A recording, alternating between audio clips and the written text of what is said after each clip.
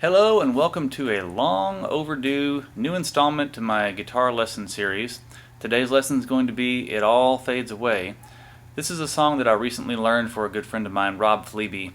Rob was performing in a charity benefit and asked me if I could play mandolin for him. And I learned the part, and shortly before it was time to perform, his guitar player was suddenly unable to help. So Rob and I got a little inventive and figured out a way to record the song live on stage using a looper pedal and then have the looper pedal play back while I played the mandolin part. So the reason I'm doing this lesson today is when I went to learn the song, I found a lot of videos and chord charts online that got it really close, but just they were missing something. And it turns out this right here is what they were missing: a capo. As soon as I put this capo on the guitar and started playing in a different chord formation, everything just opened wide up. And if you already know of the song, or maybe you can already play the song on guitar, and you're saying, but Mark, the song's in D, there's nothing hard about D. You're right. It is a very simple song to play, there's not a whole lot to it, but what you miss by not using a capo are some of those little nuanced chords, and we're going to get into that here right away. So the first chord we're going to work on is, I'm going to call these chords by the formation that they're in, not the actual chord. So I know that this is actually a D chord, it's a D. It's the C formation, so just to kind of eliminate confusion, I'm going to call the chords by the formation, not what they actually are. And when I'm talking about frets, I'm going to talk about frets from the capo, not the actual fret. So this is going to be the first fret, second fret, third fret, and so on. So starting out, we're going to go with the C formation, and I like to use my thumb to kind of mute that top string so that it doesn't ring out.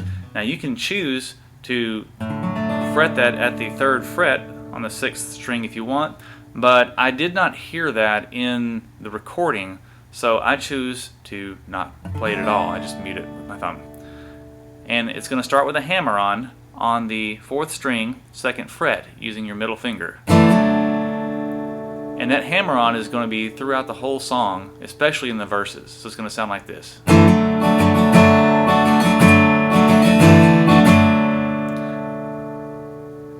Now, if you notice there at the end, that wasn't really a hammer-on at the very end right before I changed. It was actually we're going to walk up. So it's walking up to the next chord, which is going to be an F position. But we're going to, instead of the full F position, we're going to leave our middle finger off to let that note right there ring out. That's going to be a suspended second note. And that really adds the flavor to this song that was missing without that capo. That note is not the easiest thing to play when you're trying to play this without a capo. So this is what it sounds like, the transition.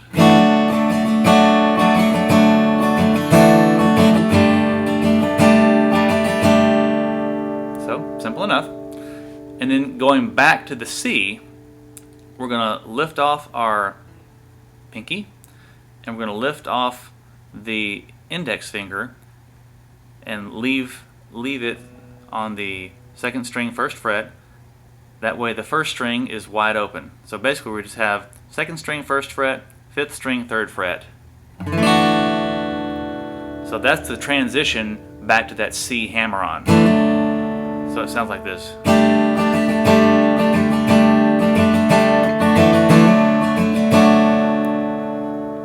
Okay, so that's the first two chords of the verse. And then the last chord is going to be a G, and we're not going to move that index finger just yet. So it's going to be a G6 with an added fourth, that little suspended fourth right there. So we're going to keep it a fourth until probably 2 or 3 strums later. Let's see how it sounds.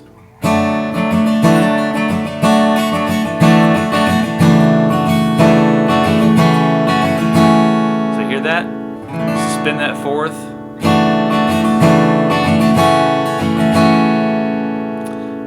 then you just start all over with a hammer on the C position.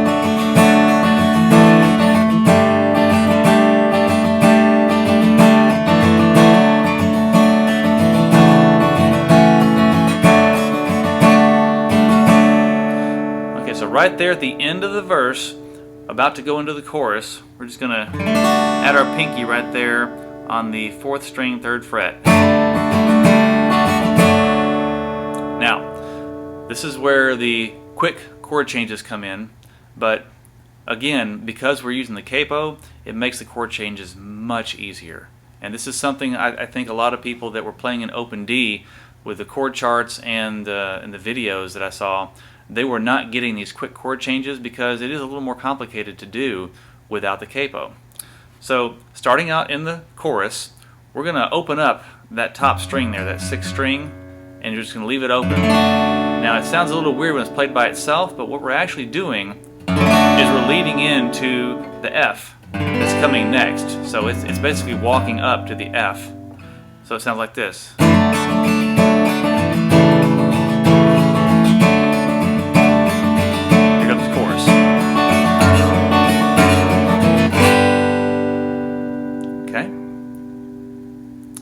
So I'm just going to run through the chords of the chorus real fast because they're pretty simple. It's going to start out with that G. Start with the C with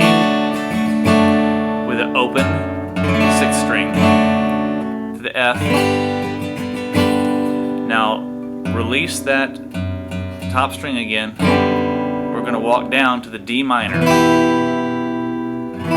then to a G, and then an E minor, and then an A minor, back to the D minor, and back to the G, and then it just starts all over again from the beginning of the lesson. So we're just going to start from the end of the verse and go right into the chorus. I'll play it all the way through for you.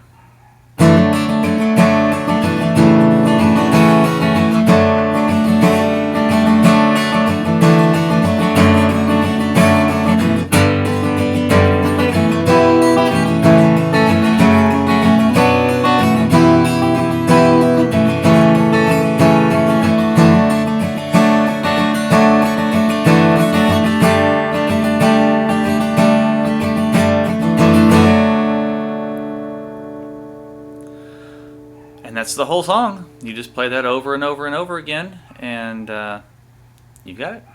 So if you have any questions, leave me a note or post a reply video, and I'll get back to you just as soon as I can. Thanks for watching.